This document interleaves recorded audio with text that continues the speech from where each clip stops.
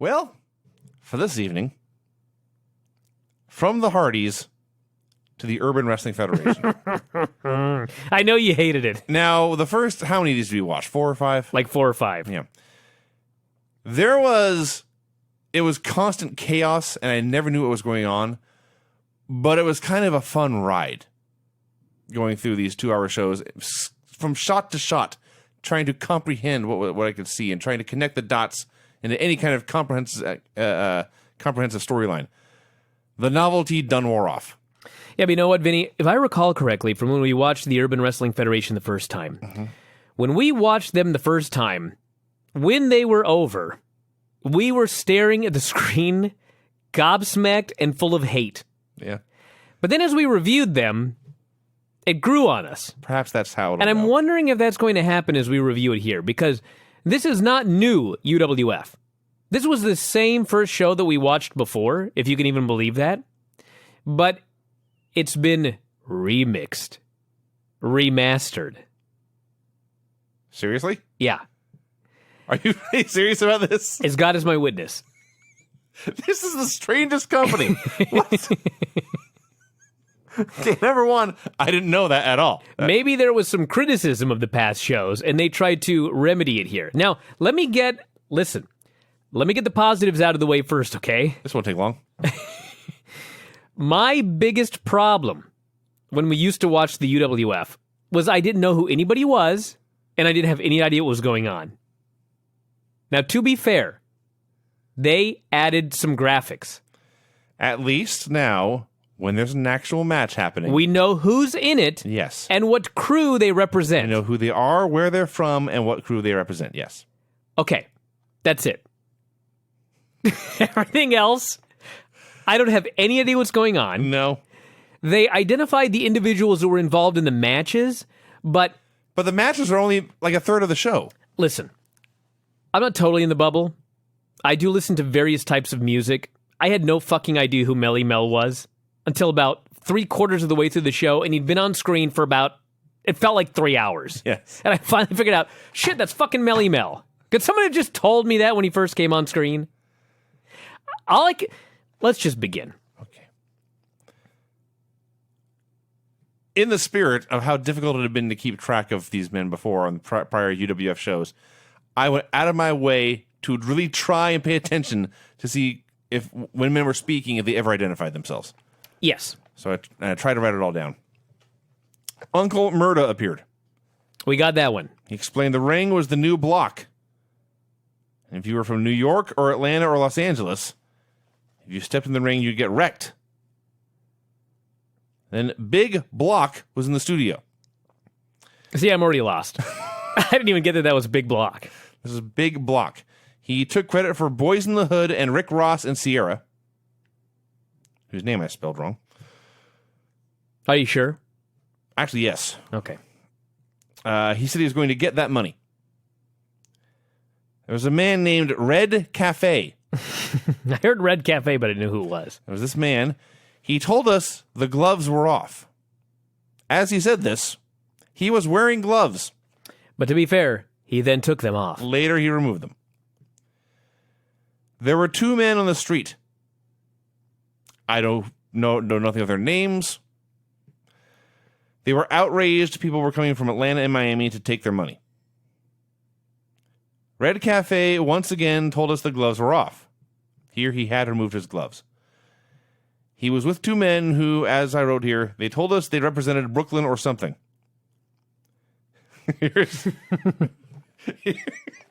I knew it, see? It's happening again. Here's everything I wrote. God. It's so bad. Here's everything I wrote about the next segment. Are you ready? We didn't cry this hard watching that. All right, here we go. Here's the next segment. Those 2 dudes ran into the street. That's all I got. That's all I got. Those 2 dudes ran into the street. I'm never going to make it through this fucking thing. We're like 3 minutes into the show. Okay, here's what I got out of this. I'll just read what I wrote here. There appear to be a variety of crews, all of whom want to I'll just try that one more time. Worst show. There appear to be a variety of crews, all of whom want to exhibit their superiority, and all of whom are in the house. Yes. That's what they said. They also, an unnamed voice, I don't know who it was, explained that the Urban Wrestling Federation is all about money, power, respect, and bitches. Right. Yeah. I knew that. It's clear from the get-go. Some guys were in the club talking shit. I think one of them said he was Murder One. They made it clear they repped Atlanta. See, the problem is, I so don't know what's going on that I don't know where you are in my notes. I know. Like, have we gotten to the UWF opening music yet? No. Okay. We had a bunch of dudes shouting at each other. They started brawling, and Homicide hip-tossed a guy off a balcony through a table. That's right. Okay. So this does remind you of Lucha Underground, where anytime someone's outside of the ring, masked luchadors attack them and there's a fight. I guess. Maybe that's where they stole that from. So yes, we had the history of the Urban Wrestling Federation highlight video.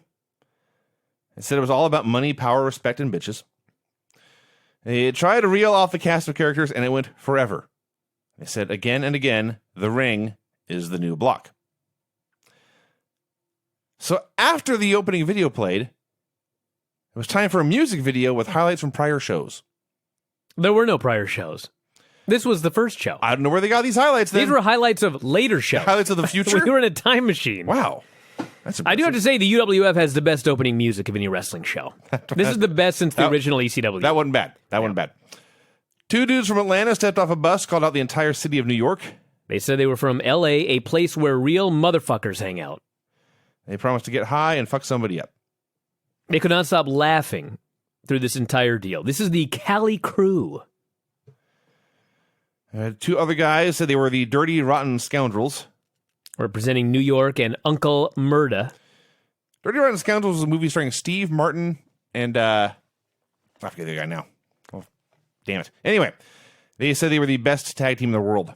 I watched them wrestle. I confirm this is not true. The Ghetto Mafia from Miami. They said they're coming for diamonds and rubies. Actually, Brian, they said they were here for diamonds, rubies, and jacuzzis. Oh. That made it better. Do rubies exist in 2016? Yeah. Oh, they do? Okay. Okay, Low Life Louie was the first man to get graphics. That's right. He's from the Uncle Murda team. From East New York. He cuts a promo. He cursed a lot. I guess you motherfuckers know who I am, he said. And as he was speaking, somebody else's music started to play. He turned to the entranceway, but Murder One came through the crowd. Mm-hmm. He's part of the Big Block Squad. Right.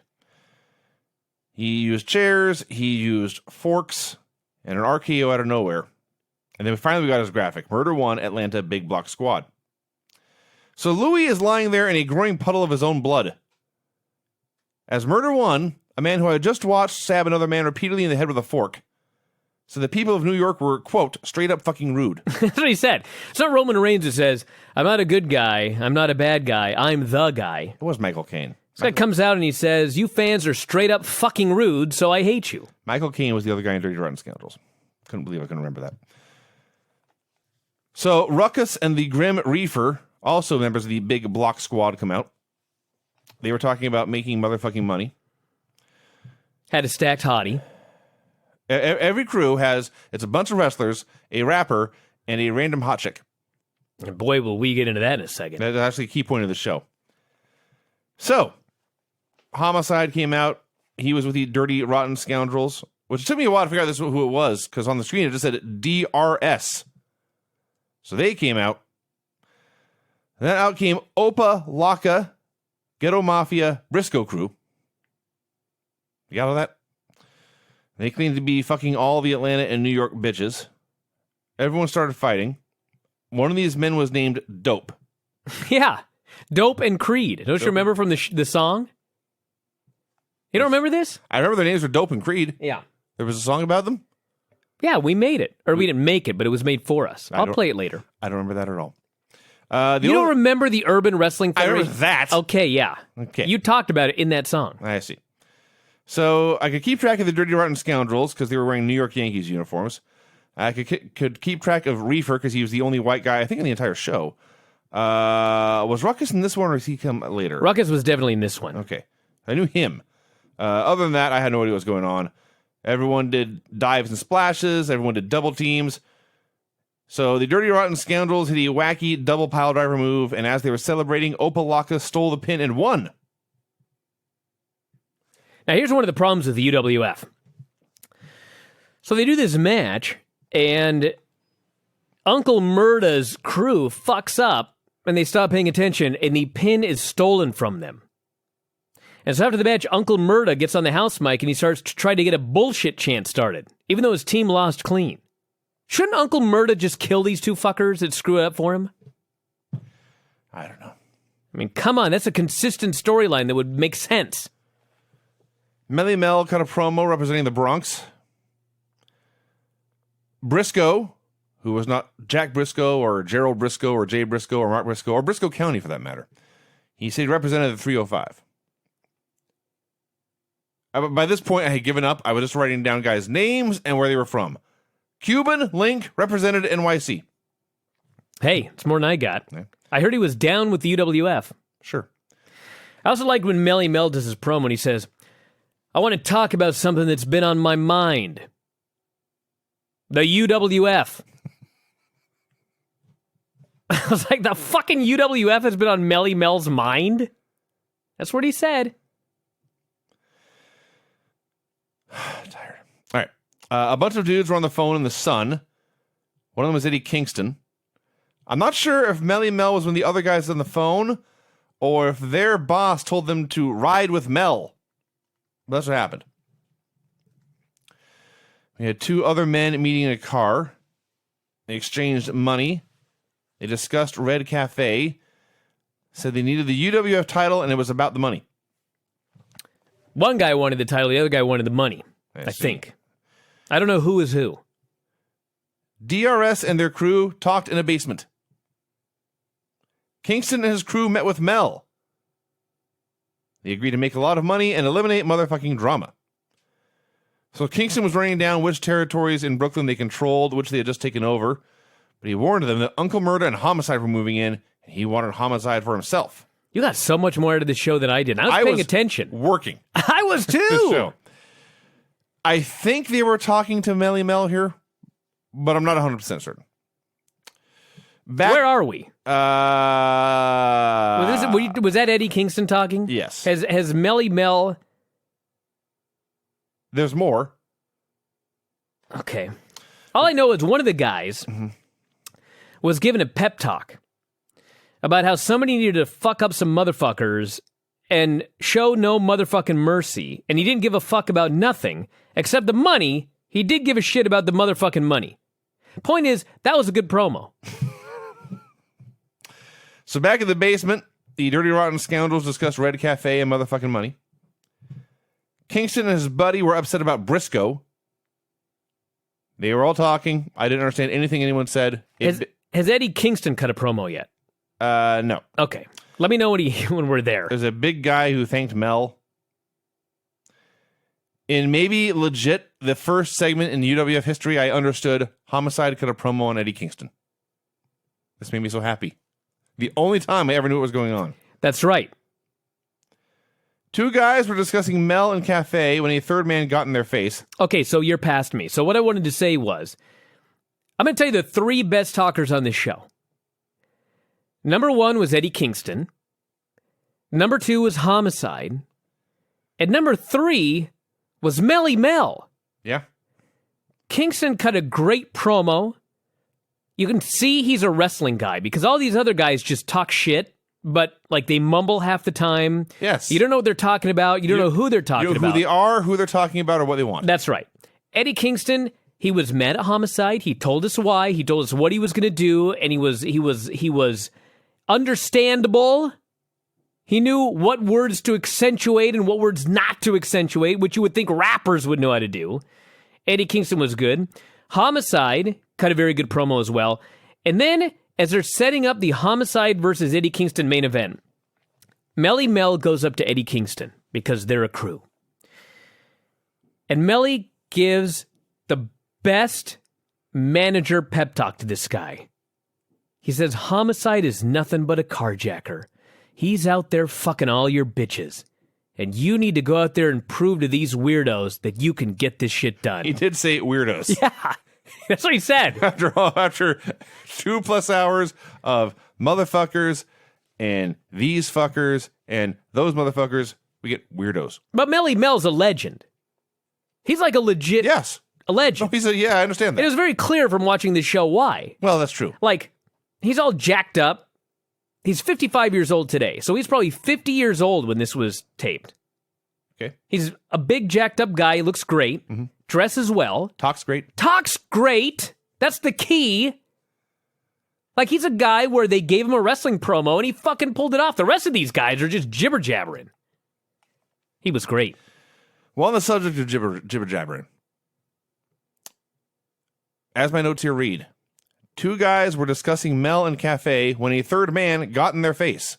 They talked for 2 minutes, and I didn't understand any of it. Then they went their separate ways. A lot of these promos may have been in French. They may have been. Japanese, I don't know. Mel and Kingston talked in the hallway somewhere, and this was the pep talk. Promo, yes. Kingston ran on Homicide, said he needed money. And we had the main event. Eddie Kingston, Bronx, Melly Mel Stable versus Homicide, East New York, Uncle Murda team, and a qualifier for the UWF Championship Tournament. I'll say one more thing about Kingston. When Kingston cut his promo to Melly Mel, all these other guys, they just talk about how they want that fucking money. But Eddie Kingston was the one guy who told us why he wanted that money. He's been poor his whole life. His fucking clothes suck. He's wearing cast-offs. And he wants to have some goddamn money so he doesn't have to be poor anymore. Now, I realize it's common sense why somebody would want money, but at least Eddie Kingston told me specifically why he needed the money. So out comes Melly Mel with a honey. Mm-hmm. He's walking down to the ring. When she first came out, they've had all of these honeys coming out. And usually they're wearing like very, very tight pants or very, very short shorts. And they zoom in on their asses. Constantly. The stips in all Urban Wrestling Federation matches are the winner gets his honey's ass zoomed in on. That's right. Yeah. So they're zooming in on all of these honeys. And then Melly Mel comes out with a honey, and she's wearing virtually nothing. And when she first came out, I thought, why is she wearing any clothes at all, given how much she's wearing, which is nothing? So she gets into the ring for the ring introductions, and she's standing there next to Melly Mel. And of course, you can't help but look at her. I'm not even being a pig right here. The camera is focusing right on her boobs, and I suddenly noticed her fucking nipples hanging out. First, just a little peek over the top of the areola, and you said, her nipple's out. And I looked up and said, could be a tattoo. To which your wife said, a tattoo of a nipple? She had me there. She did have you there. So, a few seconds went by, and by the end, there was no doubt. Her nipple was just hanging out of her bra. And she stood there for about 30 seconds. Yeah. Oblivious. And then suddenly realized, my nipple's hanging out. Yeah. Now, this is the UWF review, so we shouldn't hold back here. Have you ever had your cock hanging out? Not lately. How long has it been hanging out before you're like, what the fuck? Usually pretty aware. It's pretty quick. Yeah. 30 seconds, she's just standing there in what I'm sure was a cold building based on the state of her nipple. Mm-hmm. And 30 seconds before she realized it was hanging out. It was something else. And Melly Mel didn't say anything, of course. No, why would he? He's like, huh. How about that? Cool. Yeah. Hold my hand with this arm. So, we had a Homicide Eddie Kingston match. It was every Homicide Eddie Kingston match you ever saw. I did like when the announcer said Homicide is an alcoholic, so Kingston should work the liver. Wow. These commentators were awesome. Guy get thrown down and they'd yell that he threw him down like a sack of shit. That's what he said. My favorite part of this match and favorite part of the whole show was Eddie Kingston's parody of the Kobashi rapid chops in the corner, where he's just throwing chops as fast as he can, and Homicide is just staring at him, and he starts to slow down, speeds up again, slows down, gets blown up, and it's all to no effect. So finally, Homicide wins with an RKO and a very scary cop killer. Oh my God, he nearly legit killed him. Yeah. He celebrated this win after nearly killing this man by hugging children, hugging fat guys, and taking their beer. Yeah, there's this little child, and he goes up and gives his child a hug and tussles the child's hair. And then some fat fan goes for a hug, and Homicide hugs him and grabs his beer at the same time and leaves with the guy's beer. I was like, that was pretty good. They did his post-match promo with the beer. Yes, he did. They went out on the street, cut the promo out there. I didn't write anything about it. So then they go to, I almost said Kofi Kingston, which would be totally different. Eddie Kingston's post-match promo, where he had the exact same reaction to the show that I did. There's a door. Eddie Kingston comes in the door, huffing and puffing, and he looks right into the camera and screams, "Fuck you!" Fuck you! Ah, shit! He said he had an idea and he left. That was the beginning of his promo. Fuck you, oh shit. That's a promo. That was the EWF, everyone. And then they had a music video to end the show, and I can tell you one thing about that music video. It was a very good music video. I really do like Homicide's music as well. But it could not compare to this. What does Dave want from Santa wish list? I don't really want anything. I just want peace on earth, goodwill, and Hood justice. A man was talking on the phone. Fuck the bullshit. Two dudes got in the car for a chat.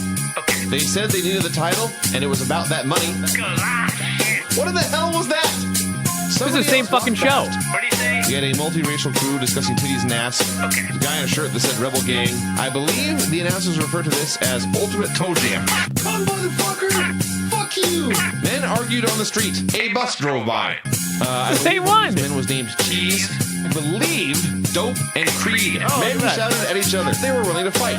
But they threw him into the trunk of the car and then just ran away. Another man came up and said, "I got you." Okay. And Vinny, I was fine with the gunplay. they all want to get that money.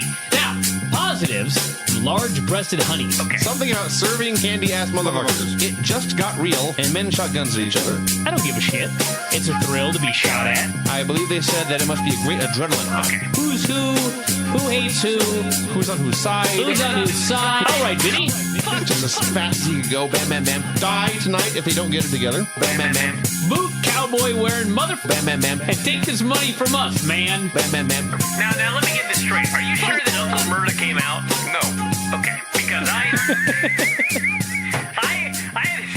when I watched the Hood justice. Okay, so it sounds like Hood Justice was this show and another show. No. There seems to be things that we did see, but that we didn't see. Can I just say, There was no cowboy boot-wearing motherfucker on this show. no, I don't think G's was on the show either. No. But I know we said this before. Whoever put that song together, that is the best song we've ever played. It is way up there. Because it actually rhymes. Yeah. It is unbelievable. It's amazing.